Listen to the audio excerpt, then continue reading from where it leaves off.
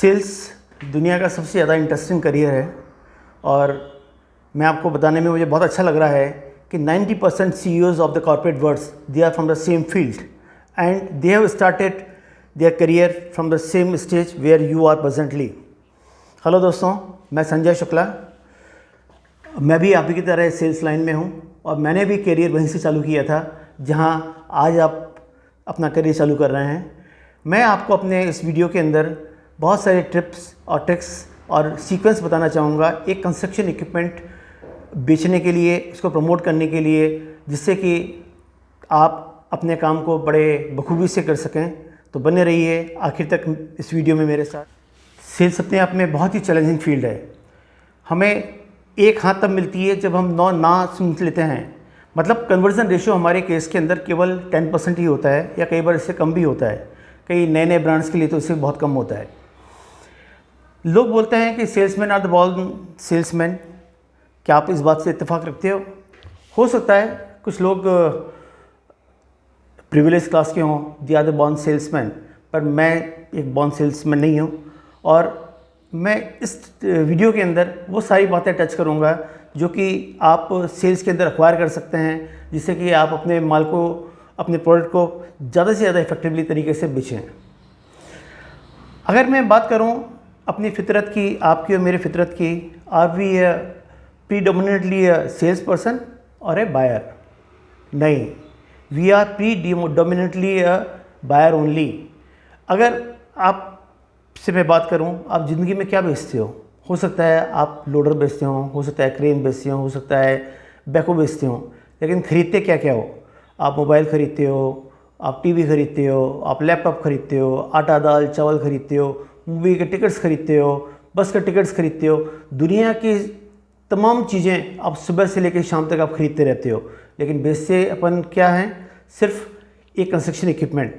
तो अगर आपको अपने कस्टमर की मेंटालिटी समझनी है, अपने कस्टमर की भावनाएं समझनी है, तो आप हमेशा उन बातों को नोट कीजिए कि जब आप कोई चीज़ खरीदें तो आप देखिए कि आप इस टाइम खरीदते टाइम क्या सोच रहे हैं, आपको क्या अच्छा लग रहा है। वही बात आपको कस्टमर पे अप्लाई करनी है, एज सिंपल एज दैट। किसी भी सेल्स प्रोसेस के अंदर जो 3 सबसे इम्पॉर्टेंट चीज़ें हैं, एक है माल बेचने वाला सेलर, एक प्रोडक्ट खरीदने वाला बायर, और एक प्रोडक्ट। आपको सबसे इम्पॉर्टेंट चीज़ है कि आपको अपने प्रोडक्ट के अंदर पूरा कन्विक्शन होना चाहिए। पूरा, अगर आपको अपने प्रोडक्ट के अंदर पूरा का पूरा भरोसा नहीं है, उस पर कॉन्फिडेंस नहीं है, तो आप यकीन मानिए मेरा, आप वो प्रोडक्ट बिल्कुल नहीं बेच पाएंगे। सबसे पहले आप अपना प्रोडक्ट पे कन्विंस होइए और आप भरोसा बेचिए। आप प्रोडक्ट बेचते हैं? नहीं जी, आप भरोसा बेचते हैं। अगर आप अपने प्रोडक्ट पे पूरे कंफर्म हैं, पूरे श्योर हैं कि I am selling the right product to my customer, तभी आप वो सेल्स को क्लोज कर पाएंगे। ये बात बिल्कुल ध्यान रखिएगा और हमेशा कॉन्फिडेंस रखिएगा प्रोडक्ट के अंदर। प्रोडक्ट को बेचना और प्रोडक्ट को ख़रीदना दोनों अलग अलग चीज़ें हैं। जब आप प्रोडक्ट को बेचने जाते हो तो हो सकता है वो डील आपके लिए पूरे महीने की डील का केवल 20% हो। अब मान लीजिए आपका महीने का टारगेट है 5 मशीनों का, आप कस्टमर के पास जाकर केवल 1 मशीन प्रमोट कर रहे हैं, ठीक है। लेकिन उस कस्टमर के लिए वो प्रोडक्ट ज़िंदगी भर की रोजी रोटी है। वो प्रोडक्ट उस कस्टमर के लिए प्रोजेक्ट का ऐसा इक्विपमेंट है जिसके बगैर वो आगे काम नहीं कर सकता है। तो भैया, जितनी रिसर्च आप कर रहे हो उससे कई गुना रिसर्च कस्टमर करके बैठा हुआ है। मैं छोटा सा रोल प्ले की बात करता हूँ आपसे। आप सोचिए कि आप कल को एक ग्रेडर ख़रीदने वाले हैं एक अर्थवर्क के लिए। जैसे ही आप ये बात सोचेंगे, आपके दिमाग में 25 तरह के सवाल उठेंगे। यार, मैं ग्रेडर ख़रीद रहा हूँ, इसका एवरेज क्या होगा, इसकी मशीन की वारंटी कौन देगा, इसके सर्विसेज कौन देगा, इसकी EMI कौन भरेगा, इसका ऑपरेटर मिलेंगे या नहीं मिलेंगे। आज मेरे पास 6 महीने का काम है, 6 महीने के बाद मेरे को कहीं काम मिलेगा या नहीं मिलेगा। देखा आपने, जैसे ही मैंने कहा, जैसे मैंने रोल प्ले चेंज किया, आपको बायर से सेलर से बायर पे लाया मैं, तो आपके दिमाग में 25 तरह के सवाल उठने लगे कि आप कैसे करेंगे। अगर लेकिन जब आप माल बेचने जाते हो, प्रोडक्ट बेचने जाते हो, तो सिर्फ आपके दिमाग में केवल एक चीज़ होती है, यार इसको कस्टमर को ये प्रोडक्ट बेचना है और अपने महीने का 25% कोटा पूरा करना है। इसलिए हमेशा याद रखिए, कस्टमर आपसे बहुत ज़्यादा इन्फॉर्म है और बहुत ज़्यादा एक्सपीरियंस्ड है। नेक्स्ट स्टेप हम चालू करते हैं, जनरेशन ऑफ इंक्वायरीज़। इंक्वायरी या तो एग्जिस्ट हो सकती है या हमें उसको डेवलप करनी होगी। आज की तारीख में 90% कस्टमर को पता होता है मुझे क्या ख़रीदना है, किससे ख़रीदना है और कब ख़रीदना है। कंस्ट्रक्शन इक्विपमेंट के अंदर फॉर्चुनेटली अनफॉर्चुनेटली एडवर्टाइजमेंट का रोल बहुत कम है। टीवी एडवर्टाइजमेंट ऑलमोस्ट निल, प्रिंट एडवर्टाइजमेंट थोड़े बहुत होते हैं, होर्डिंग्स इक्की दुक्की आपको दिख जाएंगी। हमारे यहाँ जो भी सेल होती है सारी की सारी रेफरेंस सेल होती है। अगर एक कस्टमर खुश है तो उसकी पूरी इच्छा होगी कि यार मेरा दूसरा दोस्त, मेरा दूसरा साथी कॉन्ट्रैक्टर सेम प्रोडक्ट को ख़रीदे। इसलिए आप ध्यान रखिए, आप अपने कस्टमर को, एक्जिस्टिंग कस्टमर को बहुत ही ज़्यादा प्रोटेक्ट करके रखिए, उनकी हक के लिए लड़ाई कीजिए, क्योंकि वही आपको आने वाले टाइम के अंदर बिज़नेस देने वाले हैं। नॉर्मली किसी कस्टमर को या किसी कॉन्ट्रैक्टर को अगर कोई काम मिलता है तो वो इंक्वायरी फ्लोट करता है। पहले के ज़माने के अंदर 90% सेल गवर्नमेंट की हुआ करती थी, तब टेंडरिंग वगैरह होती थी। आजकल वो बात है नहीं। आजकल जो भी है, कस्टमर की इंक्वायरी हुई, रिक्वायरमेंट पैदा हुई, उसको काम मिला, रिक्वायरमेंट पैदा हुई, फिर वो अपनी इंक्वायरी फ्लोट करेगा। कैसे करेगा? उनके बड़ी कंपनी है तो उनके यहाँ मार्केट परचेज डिपार्टमेंट अलग होता है। छोटी कंपनी के अंदर या जो सिंगल यूज़र्स होते हैं उनके अंदर सारा का काम ब्रॉडली फैमिली के लोग करते हैं या 2-3 जो इम्पोर्टेंट लोग होते हैं कंपनी के अंदर वो किया करते हैं। आप इंक्वायरी, इनको रिक्वायरमेंट है, वो क्या करेंगे? इंडिया मार्ट से या कोई साइट से ढूंढ लेंगे या फिर किसी रेफरेंस से पूछेंगे। अधिकतर केस में रेफरेंस से पूछते हैं, या अपने किसी फाइनेंसर दोस्त से पूछ लेंगे कि यार मुझे बैचिंग प्लांट लेना है, कौन सी कंपनी का सस्ता सुंदर और टिकाऊ प्लांट आएगा, मुझे बताओ।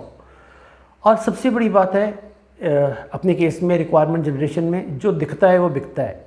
कस्टमर किसी भी साइट पे होता है उस तरह की प्रोडक्ट वो दिखता रहता है, और जो प्रोडक्ट उसको सबसे ज़्यादा विजिबल होता है या सबसे ज़्यादा अच्छे रेफरेंस होते हैं उसी पे जाता है वो। इसलिए आप हमेशा ध्यान रखिएगा इस बात का।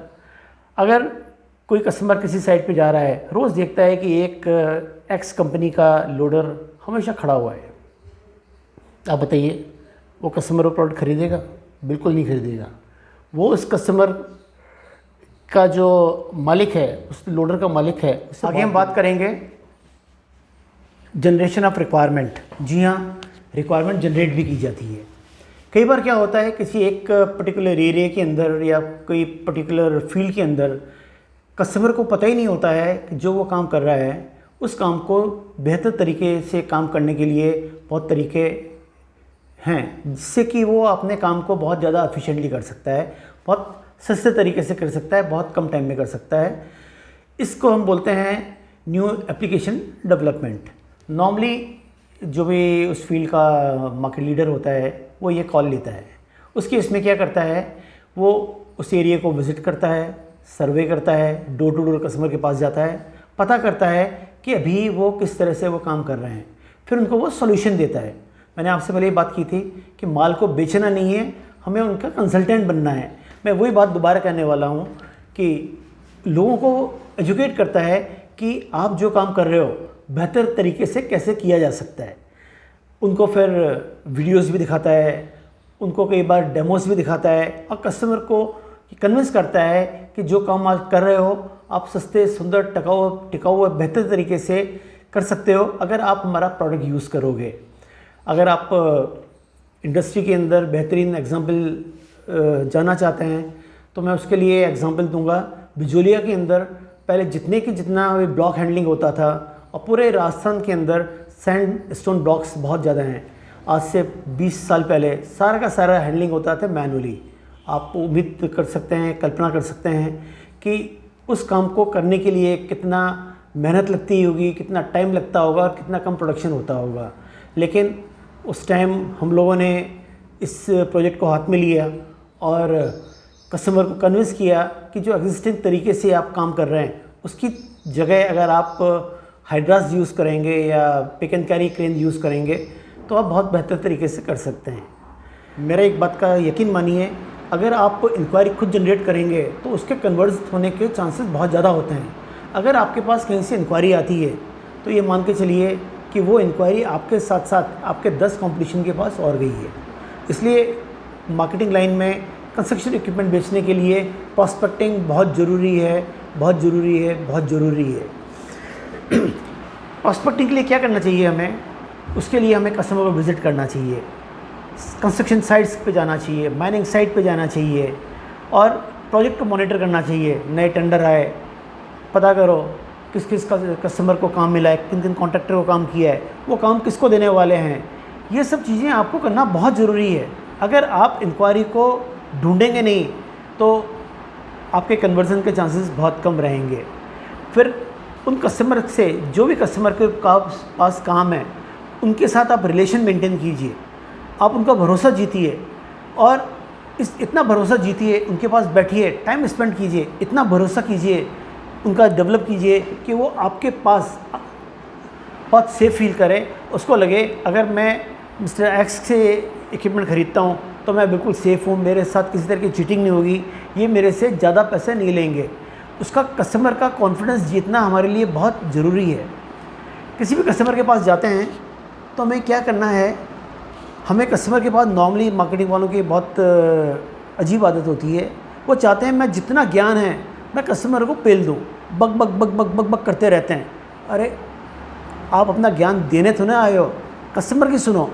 कस्टमर क्या चाहता है, कस्टमर की क्या रिक्वायरमेंट है, कस्टमर क्या सोच रहा है, उसको मशीन चाहिए या नहीं चाहिए।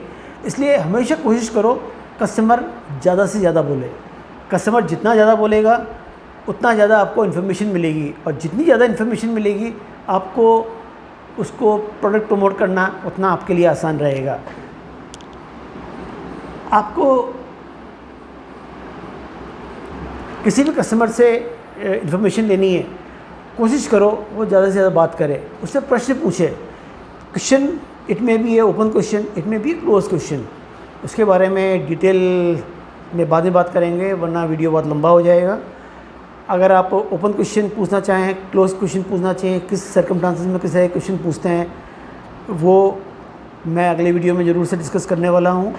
आप इतने क्वेश्चन पूछिए और जिससे कस्टमर अपने को अपने बारे में ज़्यादा से ज़्यादा बताए, लेकिन क्वेश्चन भी इस तरह से करना है कस्टमर को ऑफेंड नहीं करना है। कस्टमर से ज़्यादा पूछेंगे, क्वेश्चन पूछेंगे या डायरेक्ट क्वेश्चन पूछेंगे, कस्टमर को लगता है कि यार ठीक है यार, why should I tell you this. इसलिए कस्टमर से क्वेश्चन इस तरह से पूछना है, उसको बगैर इरिटेट किए हुए टैक्टफुली पूछना है। ऐसे पूछना है कि जिससे कि वो ज़्यादा से ज़्यादा इन्फॉर्मेशन फर्निश कर पाए। और अगर कोई कस्टमर आपसे पूछे तो थोड़ा सा स्माइल करना है, पोज देना है, फिर रिप्लाई करना है। आप जितना पेशेंटली कस्टमर की बात सुनोगे, कस्टमर को लगेगा कि now he is serious in me, वो मेरी बातें बड़ा ढंग से सुन रहा है। अगर कस्टमर कोई बात करे और आप तो मोबाइल पे स्क्रॉल कर रहे हैं, अपने व्हाट्सएप चेक कर रहे हैं, कस्टमर लगेगा यार ये क्या तरीका है। इसलिए आप कभी भी कस्टमर के पास जाओ, जितने भी डिस्ट्रक्शन हैं सब बंद कर दो, मोबाइल बंद कर दो, साइड में रख दो, इसका वॉल्यूम कम कर दो और पूरा का पूरा कस्टमर पे फोकस करो।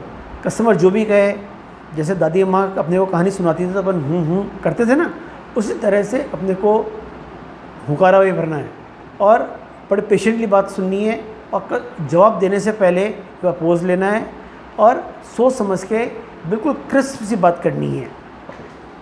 आप कस्टमर के पास जाते हैं तो फर्स्ट 20 बहुत ज़रूरी होते हैं। What is this first 20? Rule of first 20 में बात करता हूँ। फर्स्ट 20 स्टेप्स, अगर आप उसके रूम में एंटर होते हैं, पहले 20 कदम आप किस तरह से रखते हैं, किस कॉन्फिडेंस से रखते हैं।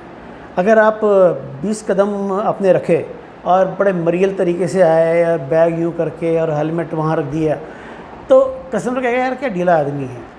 पहले इसलिए आप किसी भी कस्टमर के रूम में एंटर हों, पूरे प्रोटोकॉल से अंदर जाएं, नॉक करें, परमिशन लें और आप जब अंदर आते हैं आपके अंदर पूरा का पूरा कॉन्फिडेंस दिखना चाहिए, अपने में कॉन्फिडेंस दिखना चाहिए, अपने प्रोडक्ट के अंदर कॉन्फिडेंस दिखना चाहिए। देन फिर आता है first 20 inches.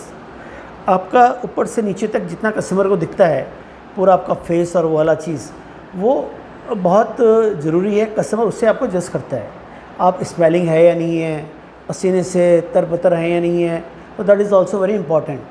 Then first 20 words, that is your introduction, how you introduce about yourself and about your company, that is very important for the customer। इसका भी आपको बहुत ध्यान रखना है। then first 20 sentences, what is this first 20 sentences? आप अपने product के बारे में क्या बात करते हो, उनसे ओपनिंग किस तरह से करते हो, that is also very important।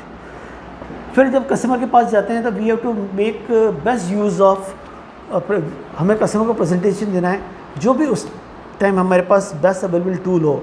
अगर हम फील्ड में जाएंगे, हमारे पास लैपटॉप होगा, अगर लैपटॉप नहीं है तो we can present on mobile also. आपको ये बात ध्यान रखनी, आपके पास जो भी तरीका है, अगर आप ऑफिस में बात कर रहे हैं लैपटॉप से कीजिए, आप ऑडियो विजुअल प्रेजेंटेशन दे सकते हैं, स्लाइड शो दिखा सकते हैं, पीपीटी दिखा सकते हैं, जो भी आपके पास सबसे बढ़िया तरीका है उससे आप बात कीजिए, उसकी मदद से बात कीजिए। और कभी भी हम कस्टमर को प्रोडक्ट बेचने मत जाइए। क्या होता है, एक तो होता है प्रोडक्ट, दूसरा क्या होता है उसके स्पेसिफिकेशन, तीसरा होता है बेनिफिट टू द कस्टमर। हमें भी कभी भी प्रोडक्ट नहीं बेचना है, उसके स्पेसिफिकेशन नहीं बेचनी है, हमें ये बेचना है, हमें ये प्रमोट करना है कि कस्टमर को क्या फ़ायदा होगा उस प्रोडक्ट से। समझे? नहीं समझे? फिर से बताता हूँ। अगर आप किसी कस्टमर के पास जाएंगे, आप ये कहेंगे कि सर मेरी ये मशीन है, इसका इंजन की स्पेसिफिकेशन ये है, इसमें ये है, ये है, कस्टमर को कोई लेना देना नहीं है। कस्टमर को बताइए सर ये आप जो मशीन लेने जा रहे हैं, हमारा इस स्पेसिफिकेशन का इंजन है और आपको हर घंटे के अंदर 2 लीटर की बचत होगी। कस्टमर के दिमाग में बचत क्लिक होती है, कितना पैसा बचेगा मुझे ये बताओ।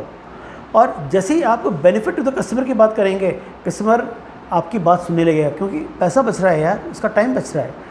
कस्टमर को कभी भी स्पेसिफिकेशन नहीं बेचनी है, हमेशा उसको एडवांटेज बेचना है और बेनिफिट्स बेचने हैं। और कस्टमर से हमेशा कंसल्टेंट बन के जाओ। हमेशा माल बेचने जाओगे तो उसको लगेगा यार माल चेपने आ गया, अपना टारगेट पूरा करना आ गया।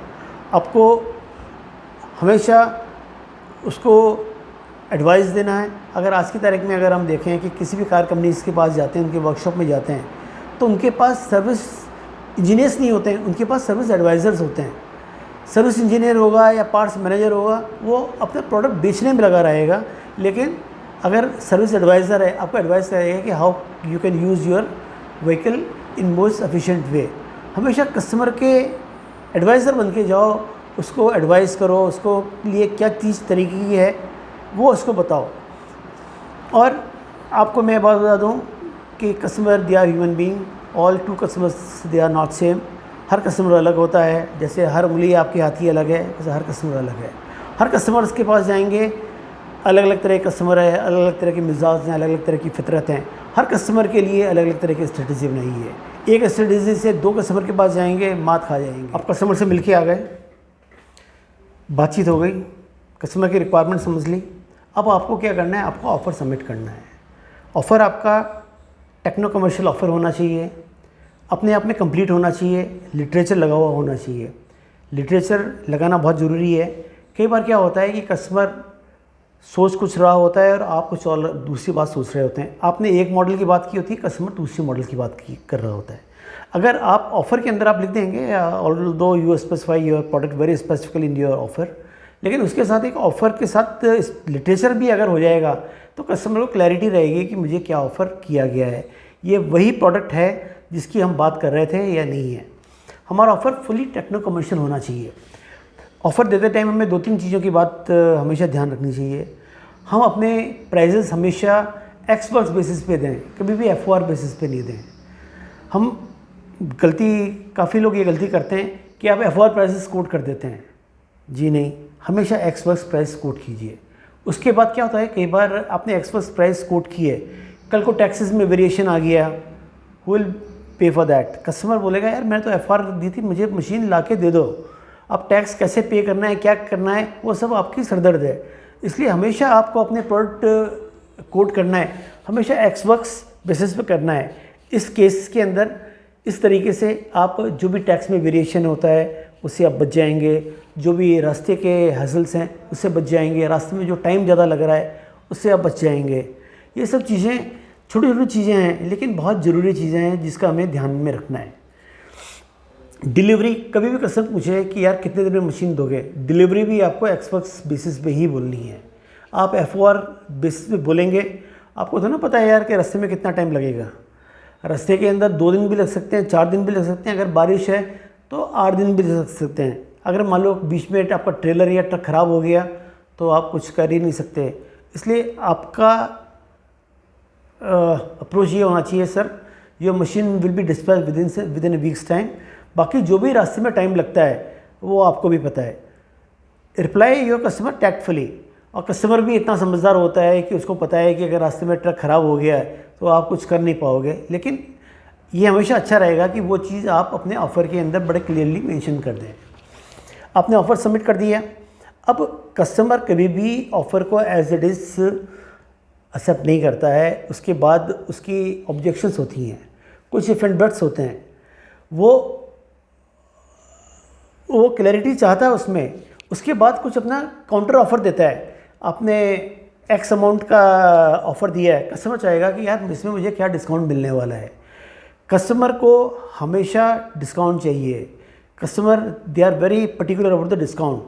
तो अगर आपकी कंपनी की फ़िलॉसफी है कि इस प्राइस से कम हमें नहीं बेचना है तो कभी भी उस प्राइस पे ऑफ़र मत दीजिए, थोड़ा बहुत क्वेश्चन रखिए जिससे कल को कस्टमर आपके पास जाके नेगोशिएट करे तो उसका ईगो सेटिस्फाई हो जाए। अगर कई बार कस्टमर को क्या होता है, आपने कहा कि सर आप उसको बहुत बढ़िया डिस्काउंटेड प्राइस पे ऑफ़र दे दिया, लेकिन आपने फिर डिस्काउंट नहीं दिया, आपने पहला ऑफ़र ही बहुत बढ़िया दिया लेकिन डिस्काउंट नहीं दिया, तो कस्टमर को ही फील्स ऑफेंडेड। इसलिए हमेशा अपने पास एक मार्जिन होना चाहिए कस्टमर को दिखाने के लिए, सर मैं आपके लिए इतने प्राइजेस कम कर रहा हूँ। हमारे सेल्स प्रोसेस का सबसे इम्पोर्टेंट पार्ट आता है नेगोशिएशन। अगर कस्टमर ने अपना पूरा माइंड बना लिया है या काफ़ी हद तक बना लिया है कि वो आपके प्रोडक्ट पे जाएगा, तब हमारा काम चालू होता है नेगोशिएशन का। नेगोशिएशन क्या केवल प्राइस का होता है?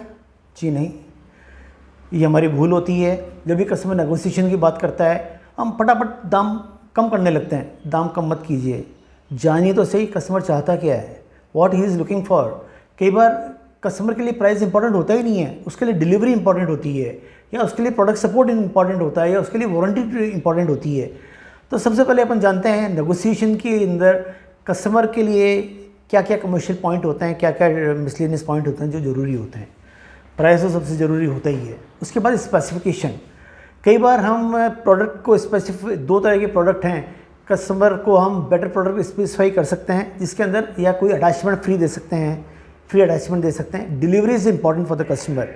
अगर कस्टमर को हम जल्दी मशीन दे दें, अगर मान लीजिए किसी इक्विपमेंट का रेंटल 1 लाख रुपये महीना है, हमने उसको 15 दिन पहले मशीन की डिलीवरी दे दी, तो उसके 50,000 रुपये बच गए ना।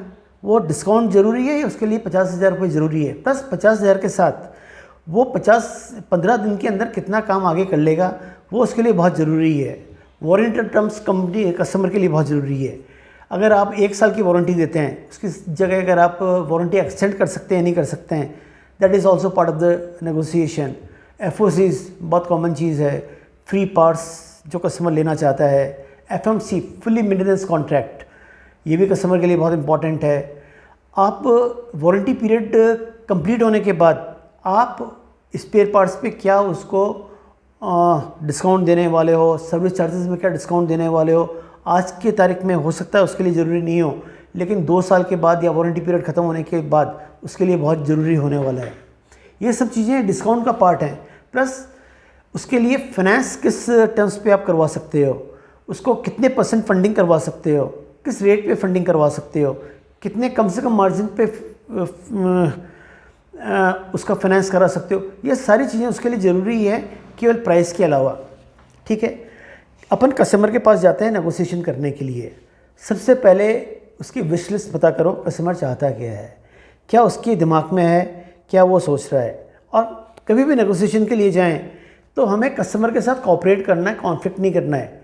ऐसे आपको करना ही नहीं है कि जैसे आपकी जेब से जा रहा हो, आपको उसको बेस्ट प्राइस देना है। ज़्यादा पैसे लेके अगर आप जाओगे, आज कस्टमर अज्ञानी है, आज कस्टमर इग्नोरेंट है, कल उसको पता लगेगा कि मिस्टर एक्स सेल्समैन मेरे से 10,000 रुपये ज़्यादा ले गया। 10,000 रुपये कंस्ट्रक्शन इक्विपमेंट के अंदर कोई मायने नहीं रखता है, लेकिन कस्टमर को कभी ये फील नहीं होना चाहिए कि सेल्समैन ने उसके साथ चीट किया है।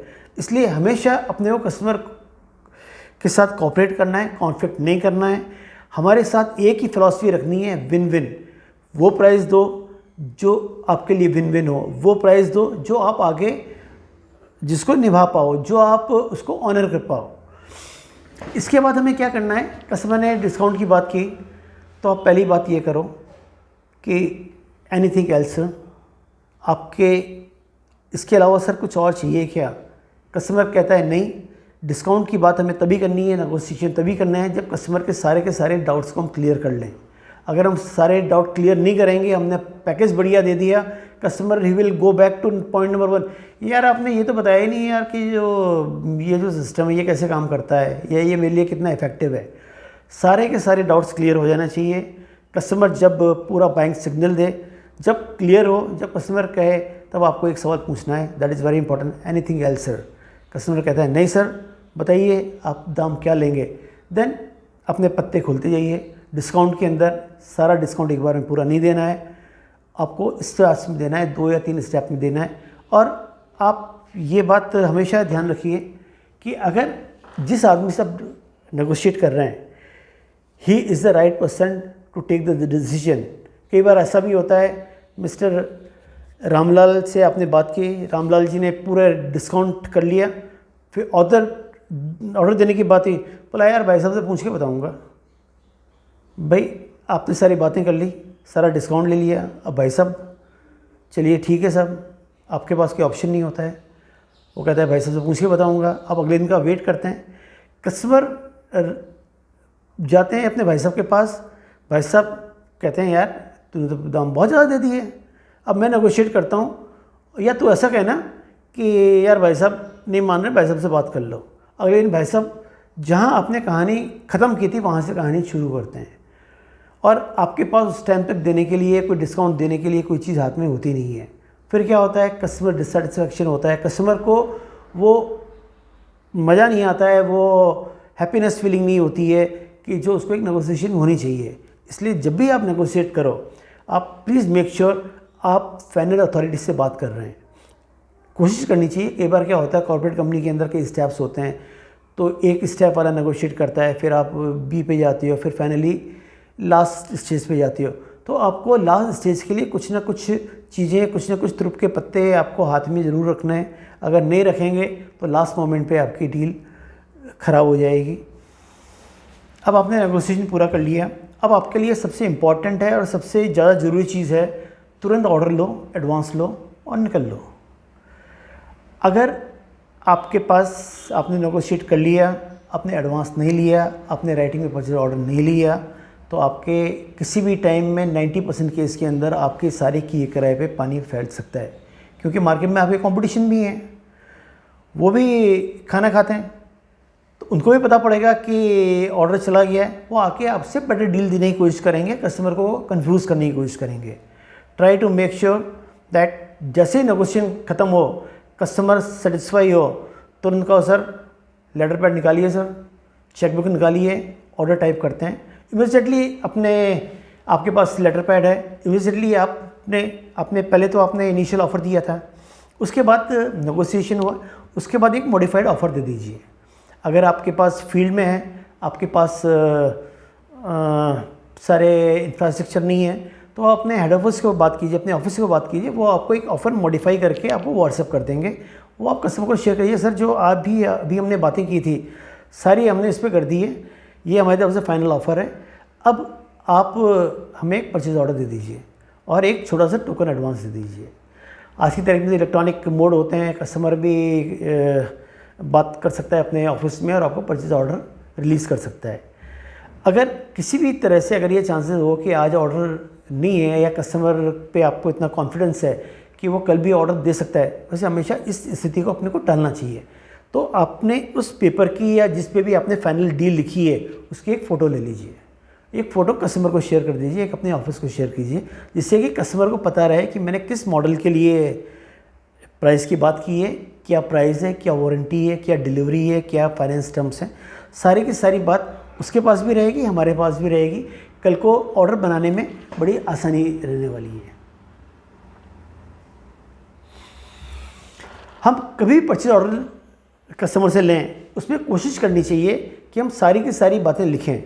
उससे क्या होगा, आगे कोई कन्फ्यूज़न नहीं होता है। उसमें प्रोडक्ट का स्पेसिफिकेशन बिल्कुल क्लियरली लिखा होना चाहिए, ऑप्शनल अटैचमेंट हैं या नहीं है वो होना चाहिए, delivery terms, price terms, x works हैं या क्या हैं, इंश्योरेंस क्या है, फाइनेंस क्या है, सारी की चीज़ें जो आपको ऑर्डर होना चाहिए पूरा टेक्नो कमर्शियली क्लियर ऑर्डर होना चाहिए, एग्जीक्यूटिबल ऑर्डर होना चाहिए, जिससे कि आपके ऑफिस में जब ऑर्डर एग्जीक्यूट होने के लिए जाए तो उनको भी बार बार सवाल करने की ज़रूरत नहीं पड़े।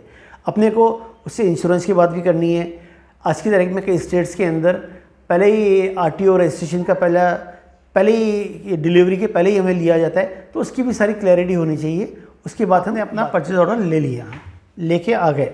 इसके बाद अपने का नेक्स्ट स्टेप क्या ज़रूरी है, फाइनेंस कंपनी से ड्यू कलेक्ट करना।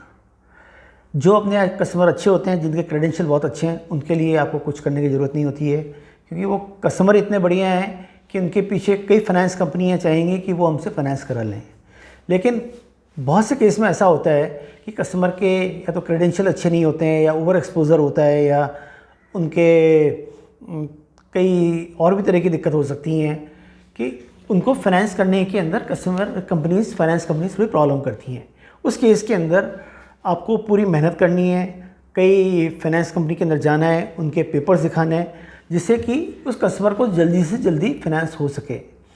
आप ये देखिए, आपने ऑर्डर ले लिया लेकिन आप फाइनेंस नहीं करा पाए तो कोई मतलब नहीं है, और आपके किसी कंपटीशन ने ऑर्डर लिया नहीं है लेकिन कस्टमर कहेगा यार मैं फाइनेंस करा दूंगा, पर ऑर्डर तो हमें मिलना चाहिए सर।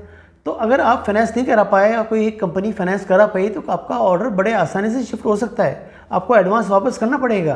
तो ये आप मान के चलिए, जबकि हो सकता है कि ये रिस्पॉन्सिबिलिटी पूरी की पूरी कस्टमर की हो, लेकिन उससे कोई मतलब नहीं है। अगर आप फाइनेंस नहीं करा पाए तो आप वो ऑर्डर एग्जीक्यूट नहीं कर पाओगे। अपने ऑर्डर एग्जीक्यूट हो गया, आपने परचेज ऑर्डर ले लिया, डीओ ले लिया और बाकी पेमेंट भी ले लिया, पूरा मार्जिन मनी ले ली। आप अपनी कंपनी को अप्रोच कीजिए, जो ऑर्डर फॉरवर्डिंग डॉक्यूमेंट्स आप अपने कंपनी को दीजिए, जिससे कि मशीन वो डिस्पैच करने की कार्रवाई हो जाए। जैसे ही कस्टमर के पास मशीन पहुंचती है, आजकल कंस्ट्रक्शन इक्विपमेंट सेगमेंट के अंदर बहुत नया चलन हो गया है, खास करके जो भी कंपनियां नई हैं जिनके वॉल्यूम्स कम है, की हैंडिंग ओवर सेरेमनी बहुत ज़रूरी हो गई है, जिसमें कस्टमर को बहुत अच्छा लगता है। हमेशा कोशिश कीजिए कि हैंडिंग सेरेमनी के अंदर, हैंड ओवर सेरेमनी के अंदर अभी कंपनी का कोई सीनियर एग्जीक्यूटिव अवेलेबल रहे, या कोई सीनियर सेल्स का बंदा रहे, आप खुद अवेलेबल रहें, और एक छोटा सा प्रोग्राम कर लीजिए। अगर आपका प्रोडक्ट बिल्कुल नया है उस एरिया में, तो आप 5-10 प्रोस्पेक्ट्स को, या डिपेंडिंग अपॉन नीड, आप एक छोटा मोटा प्रोग्राम भी कर सकते हैं, और जिससे कि कस्टमर को भी अच्छा फील करेगा। और अगर कोई प्रोग्राम होगा, 10 कस्टमर अगर आके पूछेंगे उससे कि यार ये मशीन कैसी है, कस्टमर उसके बारे में बहुत ज़्यादा बोलने वाला है, वो इतने ज़्यादा बेनिफिट्स गिनाएगा जितने आपने सोचे भी नहीं होंगे। अब आपको मशीन आपने दे दी, कस्टमर ने मशीन यूज़ करना चालू कर दी वारंटी पीरियड के अंदर। आपकी रिस्पॉन्सिबिलिटी ख़त्म नहीं होती है, मशीन आने के बाद वारंटी पीरियड के अंदर कस्टमर का पूरा ध्यान रखना है और उसको इतना सेटिस्फाई करना है। एक तो चीज़ होती है customer satisfaction, customer is satisfied with your product. इससे एक कदम आगे कस्टमर डिलाइट, कि कस्टमर इतना डिलाइटेड है कि अगर कोई पूछता है तो आगे से बोलता है।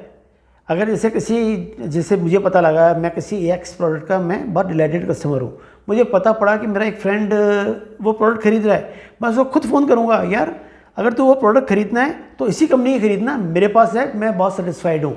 अपने कस्टमर को हमेशा डिलाइटेड कस्टमर करना है, इतना ज़्यादा सेटिस्फाई रखना है कि वो आगे से आपकी मार्केटिंग करे। अगर एक कस्टमर आपका सेटिस्फाइड है, वो आपको बहुत अच्छे रेफरेंस ला के देगा, आपको बहुत अच्छे नंबर्स देगा, प्राइस रियलाइजेशन भी आपकी बेटर हो सकती है। अगर कस्टमर प्रोडक्ट से सेटिस्फाई है तो थोड़ा बहुत उसको ज़्यादा देने में दिक्कत नहीं है। ये सब चीज़ें हैं। एक बात ध्यान रखिए कि मार्केटिंग में एक चीज़ होती है कीटा, कीप इन टच ऑलवेज। आप हमेशा कस्टमर के टच में रहिए। आपने माल दे दिया, आपने एग्जीक्यूट कर दिया, अपनी वारंटी पीरियड भी एग्जीक्यूट हो गई, उसके बाद हमेशा कस्टमर के टच में रहिए। कस्टमर कभी भी ले सकता है। अगर आप उसके टच में रहेंगे तो वो आगे आपको बिज़नेस देगा। अगर आपके टच में नहीं है, कस्टमर को दिक्कत हुई, उसने 10 बार फ़ोन किया, फिर आपने एक बार फ़ोन उठाया, तो बेकार है वो। कल को उसको रिक्वायरमेंट होगी या उसके किसी मित्र को रिक्वायरमेंट होगी, वो आपको रेफ़र करने वाला नहीं है। इन सब चीज़ों को अगर आप ध्यान में रखेंगे तो आप अपने सेल्स को कई गुना बढ़ा सकते हैं। मुझे उम्मीद है आपको मेरा वीडियो बहुत अच्छा लगा होगा। अगर आपको मेरा वीडियो पसंद आया हो तो उसको लाइक और शेयर ज़रूर कीजिए। हो सकता है आपके किसी दोस्त को, मित्र को, अपने किसी को ये काम आए। Thank you very much. Happy selling.